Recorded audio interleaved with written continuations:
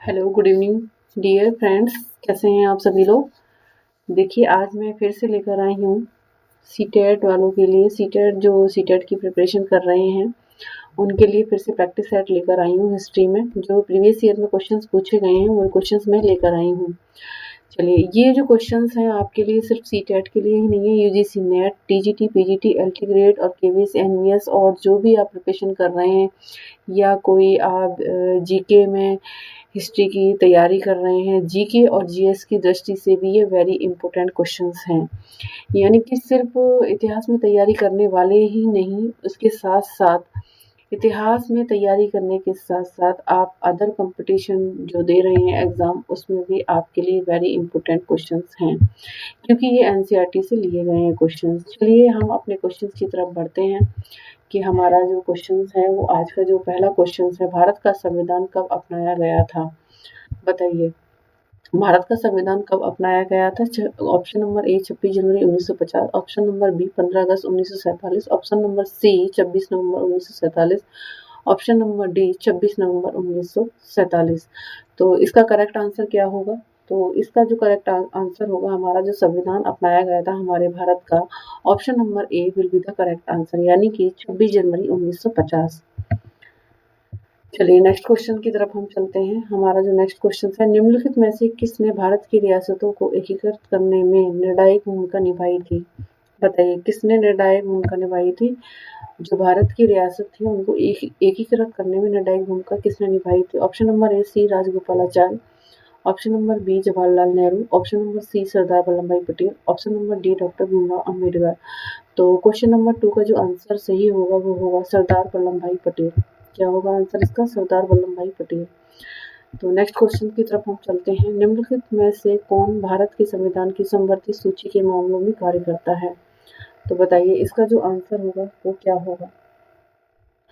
तो option number ए स्थानीय सरकारी निकाय, ऑप्शन नंबर बी केंद्र सरकारें और राज्य सरकारें, ऑप्शन नंबर सी राज्य सरकारें और स्थानीय सरकारी निकाय, ऑप्शन नंबर डी केंद्र शासित प्रदेश।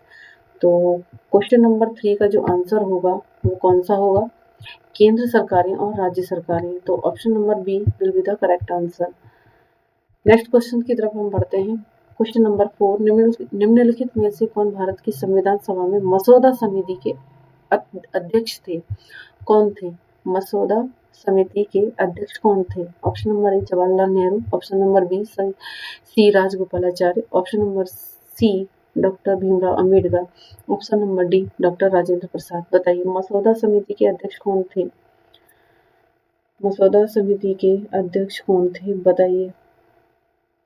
तो मसौदा समिति के अध्यक्ष जो थे वो ऑप्शन नंबर 3 यानी कि क्वेश्चन नंबर 4 का option number C will be the correct answer होगा, doctor Bhimrao Ambedkar. Question number 5, 18वीं सदी में किसके नेतृत्व में बंगाल धीरे धीरे मुगल नियंत्रण से अलग हो गया था। यहाँ पर बंगाल की बात कही गई है, सॉरी, यहाँ पर बंगाल की बात की गई है जो 18वीं सदी में किसके उसमें नियंत्रण में मुगल नियंत्रण से अलग हो गया था। बंगाल किसके नियंत्रण से अलग हो गया था। Option number A Burhan ul Mulk, option number B Murshid Quli Khan, option number C Nadir Shah, option number D Ali Vardi Khan. तो क्वेश्चन नंबर 5 का आंसर बताइए क्या होगा इसका सही आंसर। तो इसका जो सही आंसर होगा option number B Murshid Quli Khan. ये सब मैं डिटेल में आपको पढ़ाऊंगी, अभी मैं सिर्फ क्वेश्चन लेकर आई हूँ, क्वेश्चन के आंसर बता रही हूँ, आप टेंशन मत लेना, मैं डिटेलिंग करके भी इनको पढ़ाऊंगी। चलिए क्वेश्चन नंबर 6, निम्नलिखित में से किस गवर्नर जनरल ने फैसला किया कि बहादुर शाह जफर आखिरी मुगल सम्राट होंगे और उनकी मृत्यु के बाद किसी भी वंशज को शासक के रूप में पहचाना नहीं जाएगा। ये किसने फैसला किया था, किसने कही थी ये बात कि बहादुर शाह जफर आखिरी मुगल सम्राट होंगे। तो option number A Lord Cornwallis, option number B Lord Dalhousie, option number C William Bentinck, option number D Lord Canning. तो इस क्वेश्चन का जो आंसर होगा वो होगा option number D Lord Canning. चलिए नेक्स्ट क्वेश्चन की तरफ मूव करते हैं हम। किस गवर्नर जनरल ने घोषित किया कि अवध पर गलत तरीके से शासन किया जा रहा था और उचित प्रशासन सुनिश्चित करने के लिए ब्रिटिश शासन की आवश्यकता थी। किसकी आवश्यकता थी, ब्रिटिश शासन की आवश्यकता थी। ये किसने बात कही थी। Option number A Lord Mountbatten, option number B Lord Ripon, option number C Lord Canning, option number D Lord Dalhousie. तो बताइए इस क्वेश्चन का आंसर क्या होगा। तो इस क्वेश्चन का आंसर जो होगा वो होगा लॉर्ड डलहौजी। किसने ये बात कही थी? Option number D, Lord Dalhousie ने। कानपुर क्वेश्चन नंबर 8 होता है आपका। नेक्स्ट क्वेश्चन है, कानपुर के किस शासक ने खुद को पेशवा घोषित किया था? पेशवा कहा था अपने आप को। Option number A Bahadur Shah Zafar, option number B Nana Sahib, option number C Bajirao प्रथम, ऑप्शन नंबर डी बाजीराव द्वितीय। तो बताइए क्वेश्चन नंबर 8 का जो आंसर होगा वो क्या होगा। तो क्वेश्चन नंबर 8 का जो आंसर होगा option number B will be the correct answer. चलिए देखिए, चैनल को आप लोग अगर वीडियो आपको समझ में आ रही है, क्वेश्चंस आपको समझ में आ रहे हैं, तो प्लीज इस वीडियोस को, इस चैनल को, लर्निंग हिस्ट्री एकेडमी चैनल को आप लोग मोटिवेट करें और इस चैनल को जितना हो सके ना शेयर करें, जिससे कि बाकी बच्चों को आने वाली वीडियो मिलती रहे।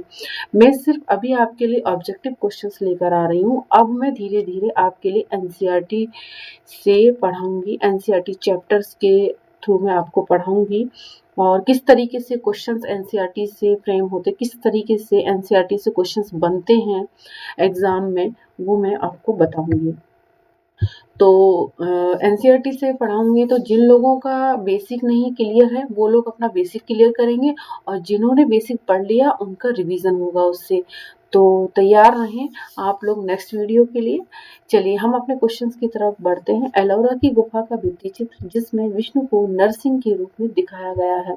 क्वेश्चन नंबर 9 का आंसर क्या होगा। ऑप्शन नंबर ए गुप्तकाल, option number B Gurjara Pratihara काल, ऑप्शन नंबर सी राष्ट्रकूट काल, ऑप्शन नंबर डी चालुक्य काल।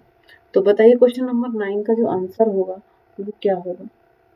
बताइए इस क्वेश्चन का जो आंसर होगा वो ऑप्शन नंबर सी राष्ट्रकूट काल होगा। चलिए नेक्स्ट क्वेश्चन, हमारा जो लास्ट क्वेश्चन है वो है क्वेश्चन नंबर 10। क्या कह रहा है क्वेश्चन नंबर 10, निम्नलिखित में से कौन सा संगठन उपनिषद में आस्था रखता था? कौन सा संगठन उपनिषद में आस्था रखता था? ऑप्शन नंबर ए सेवा समाज, ऑप्शन नंबर बी ब्रह्म समाज, ऑप्शन नंबर सी रामकृष्ण समाज, option number D Satyashodhak Samaj. ये सब मैं आपको पढ़ाऊंगी, धीरे धीरे आपको लेकर आती रहूंगी वीडियो आपके लिए। सब पढ़ाऊंगी मैं आपको कि सेवा समाज क्या है, ब्रह्म समाज क्या है, रामकृष्ण समाज क्या है, सत्यशोधक समाज है, सत्यशोधक समाज की स्थापना किसने की थी, है ना। ये सब मैं आपको पढ़ाऊंगी। तो क्वेश्चन नंबर 10 का जो आंसर हो जाएगा वो होगा ब्रह्म समाज। तो इस तरीके से मैंने आपके जो 10 क्वेश्चन हैं वो कंप्लीट किए। मुझे उम्मीद है कि आपने मेरी वीडियो बहुत अच्छे से देखी होगी और अच्छे से मतलब चल रही होगी, देख रहे होंगे आप लोग मेरी वीडियोस को। और प्लीज़ मेरी वीडियोस को लर्निंग हिस्ट्री एकेडमी चैनल को लाइक शेयर और सब्सक्राइब करते रहें। मैं देखती हूँ कि आप लोग शेयर नहीं कर रहे हैं, आप लोग मुझे मोटिवेट नहीं कर रहे हैं। तो प्लीज़ उन सभी लोगों से मेरा अनुरोध है कि इस वीडियो को शेयर करते रहें, जिससे कि बाकी बच्चों को भी, जो लोग फ्री ऑफ कॉस्ट पढ़ना चाहते हैं, उनको मेरी वीडियो मिलती रहे। तो मिलते हैं कल इसी समय नेक्स्ट वीडियो में अगले टॉपिक के साथ। लर्निंग हिस्ट्री एकेडमी चैनल की तरफ से आप सभी लोगों को बाय बाय, टेक केयर।